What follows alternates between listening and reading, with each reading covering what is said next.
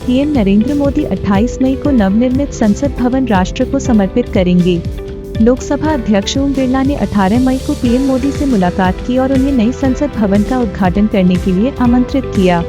नए संसद भवन का निर्माण अब पूरा हो गया है और नया भवन आत्मनिर्भर भारत, आत्मनिर्भर भारत की भावना का प्रतीक है।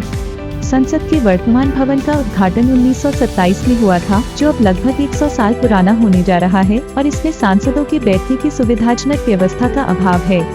लोकसभा और राज्यसभा दोनों ने प्रस्तावों को पारित कर सरकार से एक नया संसद भवन बनाने का आग्रह किया। पीएम मोदी ने 10 दिसंबर 2020 को नए संसद भवन की आधारशिला रखी।